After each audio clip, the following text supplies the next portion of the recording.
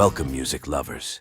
Today we explore the remarkable life and tragic death of Duane Allman, the legendary guitarist of the Allman Brothers Band. From his early days shaping the Southern rock genre to his soaring performances on iconic tracks, Duane's influence remains profound. So let's dive in. Duane Allman, born Howard. Duane Allman on November 20th, 1946 in Nashville, Tennessee, in the United States of America. Born to parents Willis Allman and Geraldine Allman, Duane grew up alongside his younger brother, Greg Allman, born on December 8, 1947. Willis Allman, Duane's father, served as a second lieutenant in the United States Army and had previously been an Army non-commissioned officer during World War II. In a tragic turn of events on December 26, 1949, Duane's family faced a profound loss when his father, Willis, was murdered near Norfolk, Virginia, where the family was stationed at the time. Following this devastating incident, his mother, Geraldine, seeking a fresh start and a new career path as an accountant, sent Duane and his younger brother, Greg, to Castle Heights Military Academy in Lebanon, Tennessee. Despite their strong dislike for the academy, the family persisted. Eventually, in 1957, they relocated to Daytona Beach, Florida, where Duane and Greg attended Seabreeze High School. In 1960, the Allman Brothers received distinctive gifts. Greg got a guitar for Christmas, while Duane acquired a Harley 165 motorcycle. Spending summers in Nashville with their grandmother, Greg began learning guitar basics from a neighbor. Duane, even though left-handed, took an interest in Greg's guitar and played it right-handed, leading to occasional conflicts. However, after Duane wrecked his motorcycle, he traded the parts for his own Silvertone guitar. Eventually, in time, their mother would buy Duane a Gibson Les Paul Jr. Whilst in Nashville, the Allman Brothers found musical inspiration at a rhythm and blues concert featuring the legendary B.B. King. Witnessing King's performance, Duane conveyed to Greg, "We got to get into this." Duane rapidly developed his guitar skills and soon surpassed Greg, establishing himself as the superior guitarist in the duo. In 1961, Duane and Greg embarked on their musical journey by participating in or forming various local groups.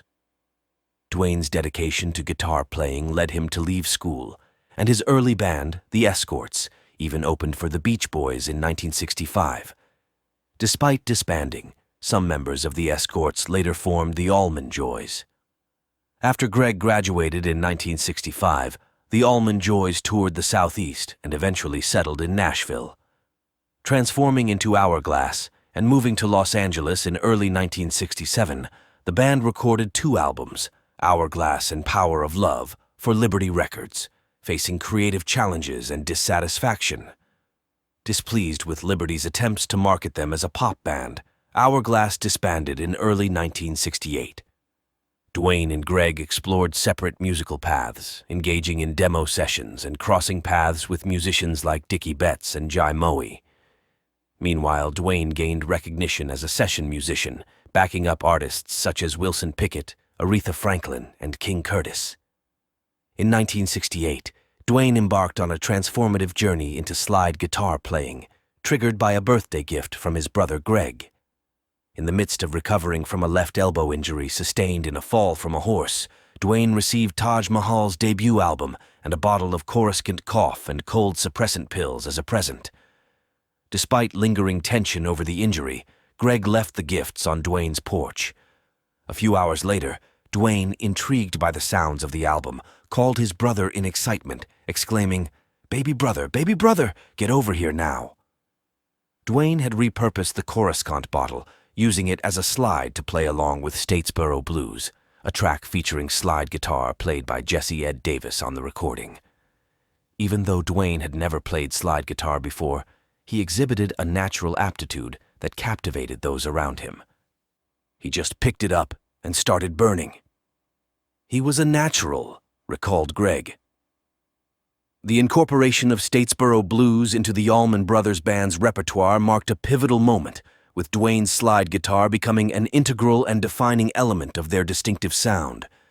The use of the Coruscant bottle, a relic from the late 60s, early 70s, no longer in production, has since become iconic.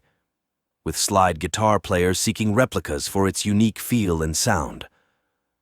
Duane's journey as a session musician began in early 1966 at Nashville's RCA Studio B, a significant chapter preceding his renowned tenure at Muscle Shoals Fame Studios.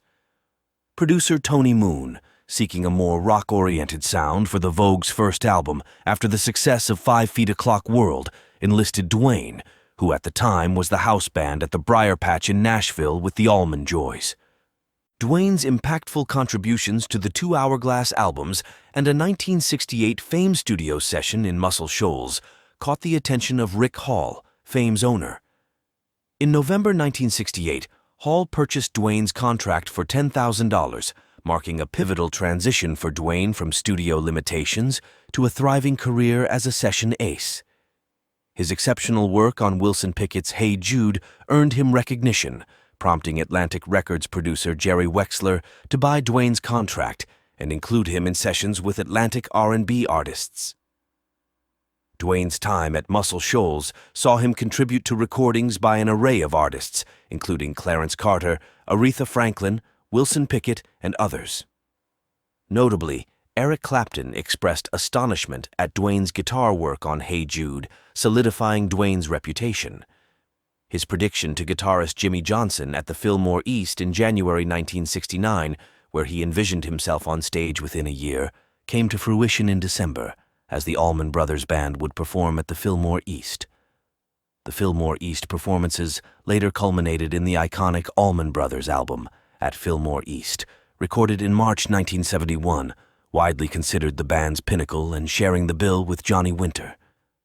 The formation of the Allman Brothers Band unfolded gradually, as recounted by Duane Allman, very slowly. I was in Muscle Shoals, and I went down to Jacksonville and was jamming with Barry and Dickie. Jimmo came with me from Muscle Shoals. He's originally from Macon. Greg was in California, and Butch was in Jacksonville, where we all got together and jammed for a couple of months, putting together songs and stuff. We just needed a singer, and Greg was the guy. 2 weeks after Greg got back from California, we went up to New York and recorded there. We played live gigs before our first album was released in November of 1969, emerging as one of the most influential rock groups of the 1970s. In 1971, George Kimball, writing for Rolling Stone, hailed them as the best damn rock and roll band this country has produced in the past 5 years. Following months of relentless rehearsals and performances without Greg, including free shows in Central City Park in Macon and Piedmont Park in Atlanta, all they needed was a singer, organist, and Duane knew exactly who he wanted. When Greg returned from California, the group settled on the band's name and was ready to record. Their debut album, The Allman Brothers Band, was recorded in New York in September 1969 and released shortly after. Amidst extensive touring, the band started work on their second album, Idle Wild South, in Macon, Miami, at Atlantic South Criteria Studios, and a bit in New York. Produced mostly by Tom Dowd, Idle Wild South was released in August 1970 and marked a significant achievement by entering the Billboard charts. Following a concert in Miami in August, witnessed by Eric Clapton and members of Derek and the Dominoes, both bands reconvened at Criteria Studios in Miami, where the Dominoes were recording Layla and other assorted love songs. A jam session ensued, and after that, Duane and Clapton spent the entire night sharing and showcasing their favorite guitar licks. The two musicians discovered a profound and instinctive musical connection. Duane actively participated in recording most of the album's tracks, contributing some of his most iconic work. Despite being offered a permanent position with Clapton, Duane chose to remain with the Allman Brothers Band. While he never officially toured with Derek and the Dominoes, he did make at least 2 appearances with them in December 1970. The collaboration between Clapton and Duane left an indelible mark, with Clapton later describing Duane as the musical brother I'd never had but wished I did in his autobiography. The Allman Brothers Band proceeded to record the iconic At Fillmore East in March 1971. Simultaneously, Duane maintained his involvement in session work for various artists, often spontaneously contributing to cash-in-hand recording sessions without receiving formal credits. This practice made it challenging to compile a comprehensive discography of his works, despite the significant impact of his contributions. Duane's guitar style, characterized by melodic, extended, and captivating solos, became synonymous with Southern rock. Influenced by Miles Davis and John Coltrane, he even cited a 2-year intensive listening period to Davis's Kind of Blue. Duane's distinctive electric bottleneck sound not only shaped the Allman Brothers Band's signature sound, but also influenced subsequent slide guitarists such as Dickie Betts, Derek Trucks, Gary Rossington of Lynyrd Skynyrd, and Joe Walsh. Additionally, he played a crucial role in teaching a young Don Felder how to play slide guitar. On a personal level, Duane experienced fatherhood with 2 daughters from different relationships. His first relationship with Patty Chandley led to the birth of a daughter who was born deaf. Later, during a visit to St. Louis, Duane met Donna Roosman, and their relationship resulted in the birth of his second child, Galadriel Allman, in 1969. Galadriel delved into her family's dynamics and the cultural backdrop of the 1960s in her 2014 publication, Please Be With Me, A Song for My Father, offering a reflective tribute to her father, mother, and the times they lived through. On October 29, 1971, tragedy struck as Duane met his untimely demise in a motorcycle crash. This unfortunate incident occurred during a break from touring and recording, shortly after the release and initial success of At Fillmore East. Duane, riding his Harley-Davidson Sportster motorcycle at high speed on Hillcrest Avenue in Macon, faced a sudden obstacle when a flatbed boom truck abruptly stopped in the intersection at Bartlett Street. Forced to swerve sharply, he collided with either the back of the truck or the crane's ball, leading to a devastating crash. Thrown from the motorcycle, Duane found himself pinned underneath it as it skidded for another 90 feet.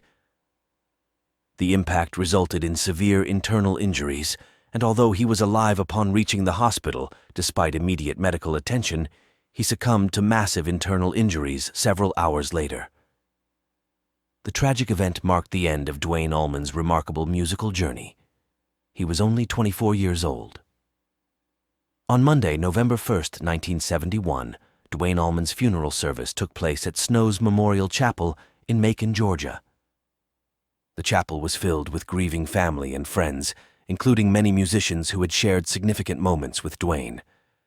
Jerry Wexler, the renowned record producer, delivered a moving eulogy, lauding Duane's musical prowess and his unwavering commitment to Southern gospel, country, and blues genres.